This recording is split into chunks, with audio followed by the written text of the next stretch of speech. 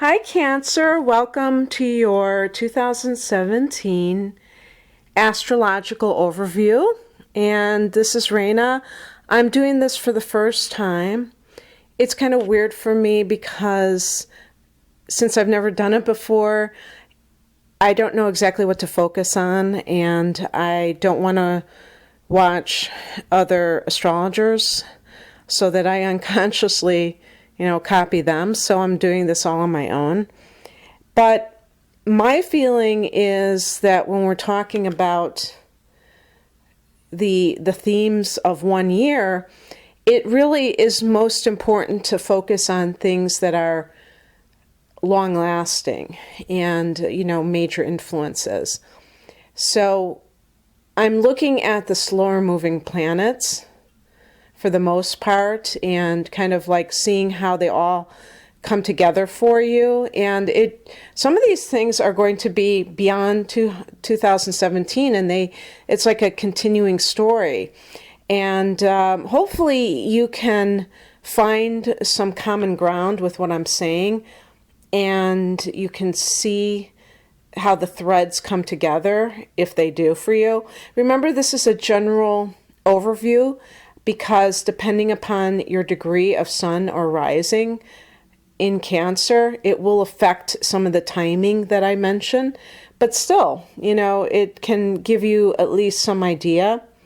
And I do have personal natal chart interpretations that I offer. So I have provided a link below to my website for all of the different types of readings that I have in case you're interested after you listen to this.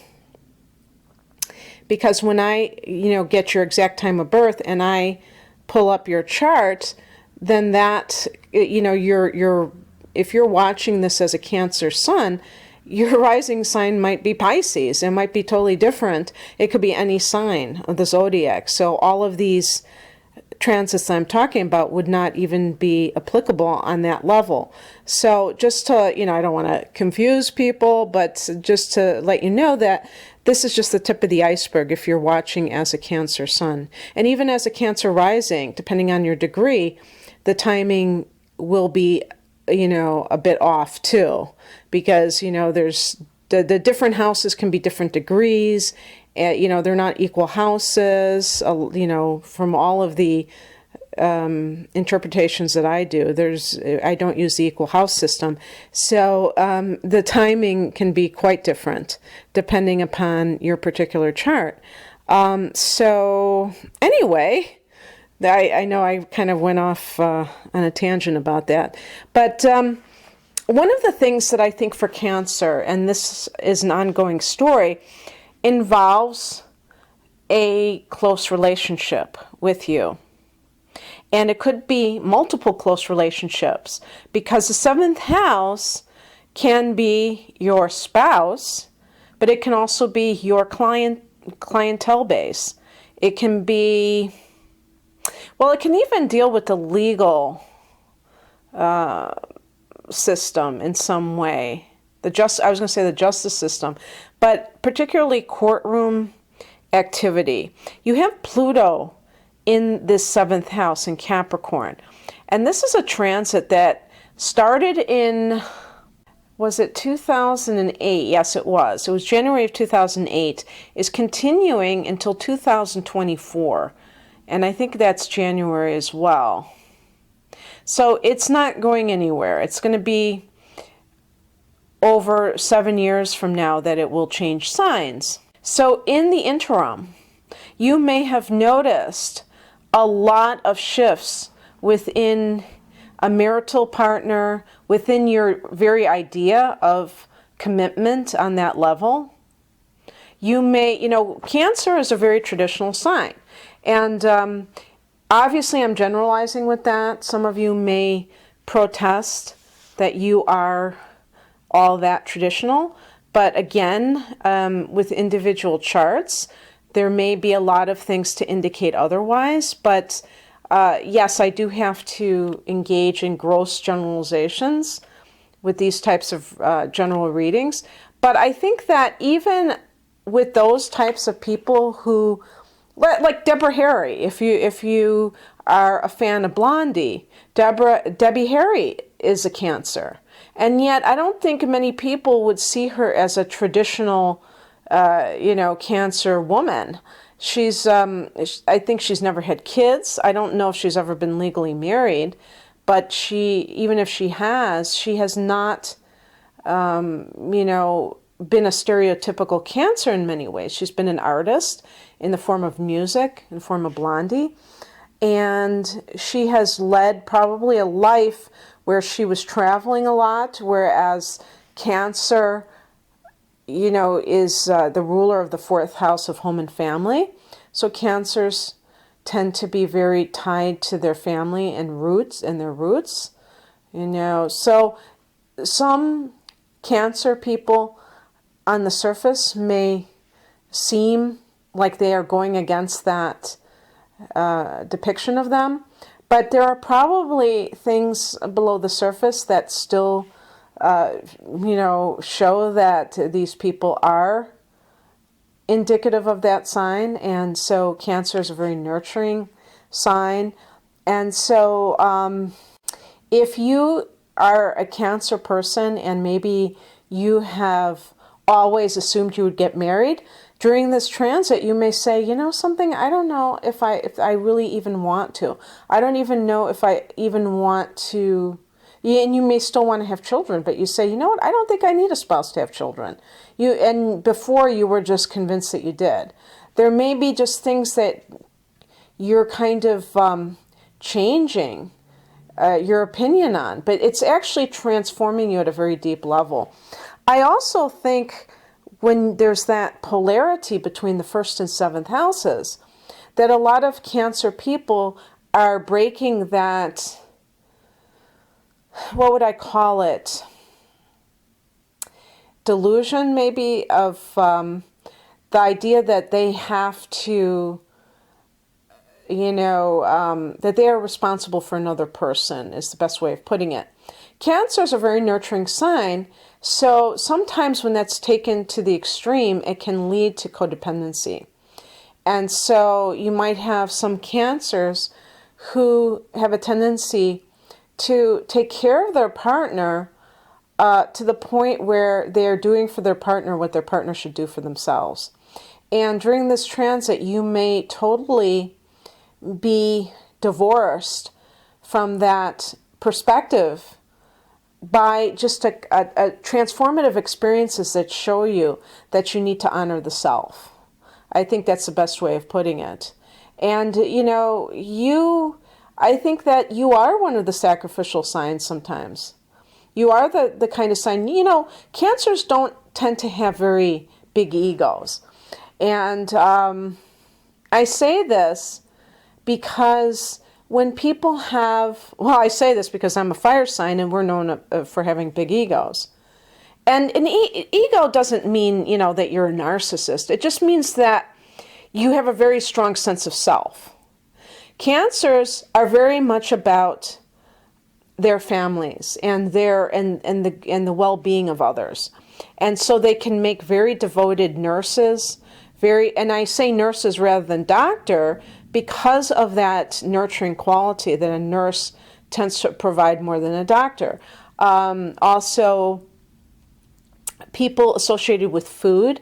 So anybody in restaurant business, they love to feed people. They love to, that's, one of the main ways that we nurture ourselves and others is through food. So Cancer is just one of those signs. So it's not about them promoting their amazing personalities. It's more about them wanting to be, part of something bigger than themselves, but still intimate enough, personal enough to feel like a family, even if it's not technically their family. And, Cancer is a cardinal sign. So Cancers are not shrinking violets per se, where they are totally incapable of asserting themselves. I don't want to give that impression, but I just feel that you guys are much more, interested, even if when you're taking charge like a cardinal sign, it tends to be for not just your own well-being. And this, I think that this transit of Pluto is very good for you because it teaches you that you must honor the self more and more, whereas maybe you in the past have had a tendency to care more about somebody else's well-being than you cared about yourself, and that can lead to, you know, neglecting yourself and your needs. And one of the things that happens when Cancers do that is that they end up becoming very passive-aggressive. Their anger goes underground, and they can do manipulative things or just, you know, indirect behaviors that kind of communicate their displeasure. But it's not very effective, and it doesn't really get them where they want to be. Now, I decided to do the cardinal signs first. So I did Aries first, and I'm going to try not to do your reading as long as Aries, because I think I rambled on for almost an hour. And I don't want to, but I did want to do the cardinal signs because I feel like all of the cardinal signs, so that would be you and Capricorn and Aries and Libra. I feel like you guys have been kind of feeling the brunt of some of these outer planets the most in a lot of ways, because being cardinal signs, being take charge, you know, action-oriented, results-oriented, I feel like you've been thwarted, you know, since 2008 in various ways.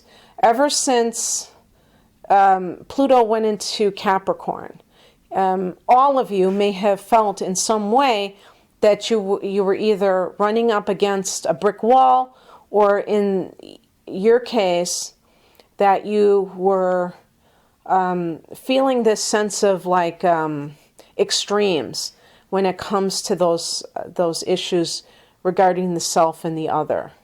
So you may have had a lot of highs and lows, and the lows might actually be enough to even threaten your relationship, because sometimes, well, I was going to say that in 2018, you're going to have Saturn in your 7th house of personal partnership. So it's going to be after you've been dealing with, you know, or I shouldn't say after, but in addition to dealing with Pluto, now you're going to have Capricorn, now you're going to have Saturn in that house. And I don't mean to frighten anybody who is wanting to stay married and feeling like, oh my God, now this is going to add even more stress to my relationship. Don't fear that. What I think that it will do, even by itself, Saturn can, you know, really weed relationships to the point of, you know, what is useful and what is not useful. And as long as you, Cancer, are able to kind of surrender when it's appropriate to surrender, I think you'll be okay. That's one of the things that I try to impart upon the cardinal signs, is not to constantly try to control what happens. You have to know what's yours and what's not yours. And these transits are, it's almost like the death card, where it's like change is inevitable. And at a certain point, we have to be willing to go with the flow. The other thing, talking about these challenging cardinal energies, is that there's another long-term transit, but this one is ending in 2019. So for you, Cancer, this may be particularly challenging because I'm talking about Uranus being in Aries. And Uranus is a planet that is very erratic. It's an energy that is associated with the sign of Aquarius. It rules that sign along with its traditional ruler of Saturn. So The thing about Aquarius is that Aquarius is known for being a nonconformist, and it's due to this Uranian energy.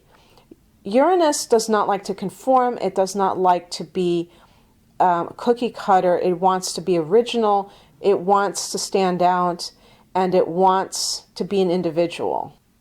Okay, Cancer, so this brings me to speak about another transit that is happening that is affecting you until 2019, and this is Uranus in Aries. Now, Uranus is a planet that is considered very erratic, and so the energy that it imparts is one of unpredictability and nonconformity.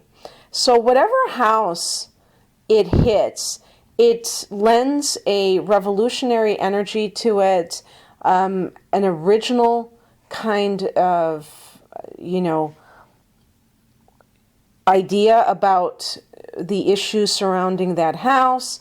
And so it can lead people to do things in a totally different way and in a very fresh way. Maybe the things that they have been doing related to that house are outmoded. For you, Aries is your 10th house of career. So with Uranus transiting through this house until sometime in 2019, I believe it's March. I thought I wrote it down somewhere. But in any case, it's going to possibly give you a lot of fresh energy surrounding your career goals. Some of you may find that any career that you pursue takes wild twists and turns. Now, one exciting possibility for this transit is that for some of you, you could be an overnight sensation where something happens that makes you so suddenly popular that you go from, it's kind of like the rags to riches. Not so much monetarily, but just in terms of public recognition, because the 10th house is at the top of your chart and it deals with your reputation in the world. So that can be very exciting. It could be like a roller coaster ride in terms of your career. The thing about Cancer is, however, that you are a sign that prefers the known quantity. So this may affect you in a rather stressful way, whereas a Sagittarian, such as myself, or a Leo, well, I shouldn't say a Leo, that's a fixed sign, but maybe an Aries person would have a lot easier time dealing with things being kind of up in the air or surprises in this area. You're not like a big surprise person. You would rather know in advance what's going to happen. And all of these things are for your highest good. So it can lead to your expansion to learn how to deal with sudden changes and not to be so attached to whatever is happening that you lose your sense of balance, figuratively speaking. So, whatever your career started out being, and I believe Uranus entered this sign of Aries in 2011, and so it's like an 8-year transit or something like that.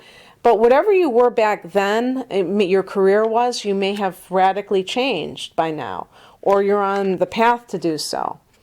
At the very least, you may have a totally new appreciation for other ways of having a career. Maybe you will still implement things in the future after this transit is over that kind of like you never would have done before. And some of that may even mean that, or for some of you, you may say, you know what, I thought I was a total professional type of person, and I realize now I don't even like the rat race.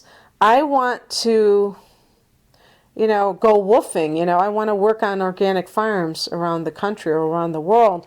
And I don't even want to worry about paychecks. I just want to work for my room and board. I want to do something completely different. I want to barter, my services. I want to live in a commune. You never know what kind of ideas people come up with, even a Cancer. So that's something that is an ongoing transformation within you. I wanted to say, and I should have said as I began the reading, that there's going to be a full moon in your sign on the 12th of January, 2017. So this could be the end of an old way of being, an old way of living. I think that you, Cancer, start the year in a very energized position, because even Mars goes into your 10th house in January on the 28th in the sign of Aries. So it joins Uranus there. So a lot of fireworks can happen. Uranus and Mars in the same house. It can be a very exciting time. It can be a very heady time for some of you, because Mars lends a lot of passion as well as vitality and just stamina to whatever house that it lands into. And in the 10th house of career, you could be so ambitious that you are willing to do whatever it takes to achieve your objectives. And you may even surprise yourself. You may work long hours. You may just, promote yourself like endlessly in terms of wanting that sort of success no matter what. And that can really be helpful for you. I'm just looking around. I have so many things to tell you, and I don't want to spend an hour telling you. Now, Jupiter is going to be in your 4th house until October 11th of 2017. Jupiter is in Libra, and Libra is a cardinal sign such as yours. And in the 4th house, Jupiter brings luck and expansion to home and family. So for some of you, you may be moving to a larger residence. You may have some kind of financial gain as a result of real estate, be it from your own family of origin, like you're splitting the proceeds of something, or it could be something related to perhaps I don't know. It could be anything. It could be that your family expands. Maybe you're going to have a child. Maybe you're going to allow a family member or some other person move into your household, and that expands your family. But there's a positive. It's not just we have more people here, but it adds to your life in that through that avenue. When Jupiter moves into the 5th house in October, it's going to be in your 5th house. When Jupiter moves into Scorpio in October of 2017, it's going to be in your 5th house of romance. But the 5th house is also the house of creativity. It's the house of home business. It's the house of children. So that can actually point to, for some of you, if you're an artist, you could be very prolific during this time. You could come up with ideas that help to expand your world in general. You may start a new business. There are so many possibilities with the 5th house, but for some of you, you may meet a person who is very lucky for you, who really enhances your life, who makes things much better, improves your existence in some way. So it could be soulmate material for sure. Okay, now there was a transit that is another long-term transit, and I don't know when Neptune will leave Pisces, which happens to be your 9th house, Cancer, but this is, the 9th house is the house of spirituality. Your philosophical framework is part of that. It can be higher education. It can be travel, foreign travel, like long distance travel. And what else is the 9th house? I think that's, dealing with foreign people and things like that. Oh, writing to some, I guess you would say writing, but also publishing. Now, you've had Neptune in Pisces, and this has been going on for several years now. It's been in that 9th house of yours. Will be for some years to come. Neptune is a planet of mysticism, but also can be of delusion, illusion, confusion. And so it can cast a hazy glow on whatever house it visits. So for you, it's the 9th house of mysticism.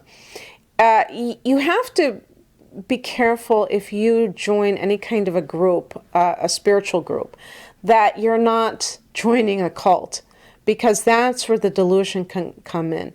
That you find some group during this transit that is promising you salvation or just mystical experiences, and really it's thought control and things like that. That's one of the possibilities of this sort of transit. But on the positive side, it could be that you find your ideal place to live overseas. You find out that, if you're from Italy, you find out, you go visiting Greece and you find out that's the place you need to live for your ideal life. And you travel there on vacation. Also, I feel like you could find your ideal philosophy, your ideal spiritual path. It can also indicate wanting to pursue things that are mystical more. Like maybe you're more in tune with that instead of with the material. Could help you in any writing to be very imaginative. Let me see. What else do we got here? Saturn is going to be in your 6th house of health and the workplace until December of 2017. Okay, in the sign of Sagittarius. It's there right now. So make sure that you really get your health on point and get your routines down with that, and also with your just your life in general, because Saturn can really, make you look at things along those lines. And it's only for your highest good. So if you find that you're being challenged in the areas that I mentioned, remember that you have the power to change that, because you, that's the whole purpose of it coming up in the first place. So for instance, if you have felt this sense of restriction in terms of your work, maybe you feel like you're not doing what you want to do. You're doing grunt work and you're doing a job and you don't have a career. Again, you have this Uranus transit in the 10th house. So, realize that something can shift in a moment's time. Nothing is set in stone. So if you feel like you've been laboring away in one type of job and you're tired of it, you don't want to do that anymore, just realize that there are other possibilities. Maybe the problem is that you think that this is it, In other words, maybe you have limited thinking that is contributing to this sense of deprivation.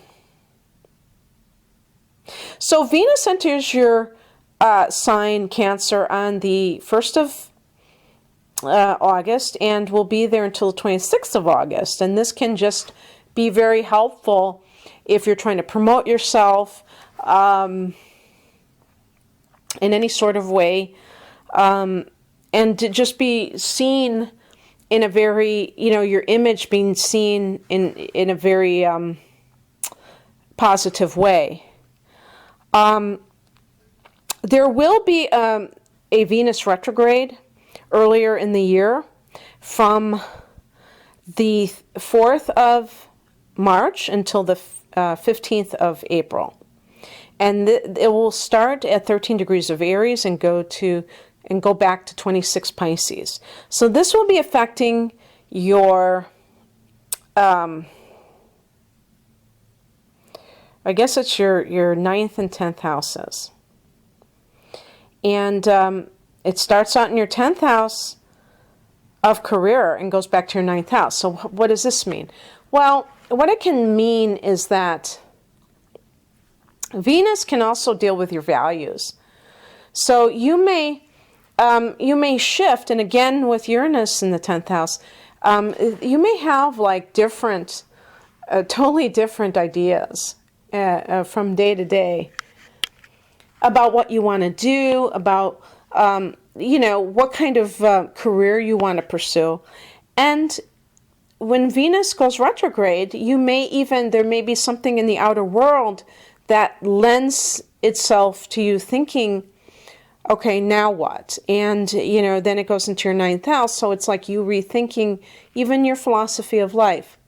But with Venus, it's really about your values. If Mercury retrogrades, it's more about just the ideas that we hold, but Venus is about the value.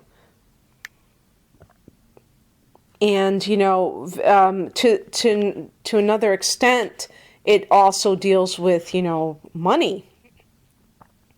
So it can make you question, the money that you make and how you make it. Are your highest ideals activated when you're making money, or is it just like a means to an end?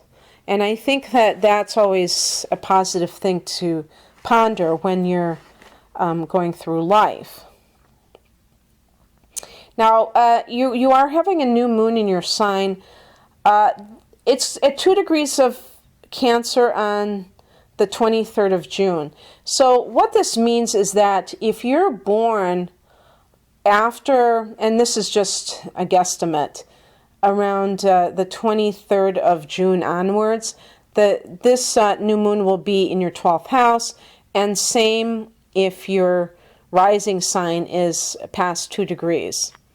It will actually fall into your 12th house, this new moon. So for most people, that new moon in Cancer is actually not going to be a new beginning for them in their sign, starting their chart all over again.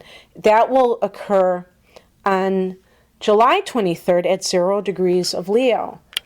So I say that, not trying to be too confusing, but we talk about the solar return. And the new moon, that we look to set our intentions for the coming year, you may find that it really gets underway in that period of the latter part of July rather than the June period, because it's at such an early degree in June of Cancer that it really does not affect everyone as a new beginning. But, it's only a matter of a month, and then you will have that your own new moon. And, of course, that's when you will feel probably one of the most energized periods during this time. And let me see if there's anything else I want to say. Well, there's going to be some Mercury retrogrades, as there always are. For you, in 2017, we start the year with the Mercury retrograde. In 2016, a Mercury retrograde occurred in January, but it was like, around the 5th or so. So we didn't start the year with one. This year we start the year with one. So that's a bit of a drag in the sense that we like to look at the new year as a time of new beginnings. And we will be at the tail end of another Mercury retrograde. It will start in December in your 7th house and go back into your 6th when it turns direct on the 8th of January. So 7th house, we're looking at long-term relationships, rethinking some of them, and then going back into the work sector. That could bring revisiting old issues involving work. For some people, there may be some kind of a connection between your marital situation and your work situation. Maybe you've been neglecting your partner because you're a workaholic, and that will come into play, and you'll have to kind of examine that. The second Mercury retrograde happens around April, and that will be affecting your 10th and 11th houses. Starts in the 11th house, ends in the 10th house on the 3rd of May. So your hopes and wishes, and going back to your career, you may, again, with Uranus there, you may just be kind of like very erratic in terms of your aspirations, career-wise, and even rethinking some of your goals. And even philosophy, as I say, is going to be affected. Your life, what you feel is the meaning of life. All of this is good because this is in order for you to advance, to, really expand. I think that's the best way of putting it, expansion. The 3rd Mercury retrograde affects your 3rd house and then your 2nd house from the 12th of August to the 5th of September. So it starts in that 3rd house of communication, and that's one of the houses that rules, and it goes back into the 2nd house of earned income.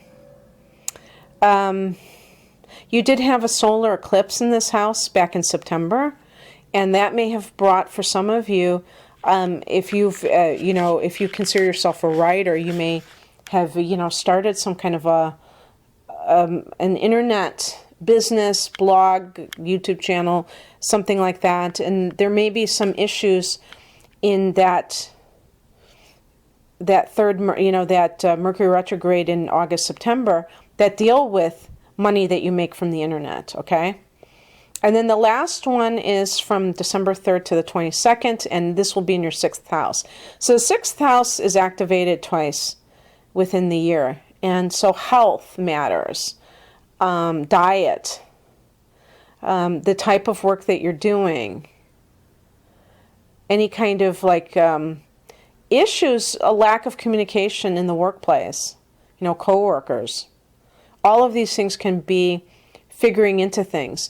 With Saturn in that house, you may have coworker situation that feels oppressive, and you're going to have to deal with it. You're going to have to communicate, because even right now in December, I'm actually recording this in November, but when Mercury does go retrograde, it will be in your 7th house initially, but it will go back to that 6th house. So you might have to deal with issues surrounding how you communicate at work with other people. And this is, just at the beginning. So there's two times that you have Mercury retrograding in your 6th house in 2017. So, yeah, I think that the takeaway, because Libra is, Jupiter's in Libra, happens to be your natural sector, Cancer. So anything home and family related, real estate related, can be very lucky for you in 2017. And I hope you enjoyed this, and good luck to you in 2017. Bye.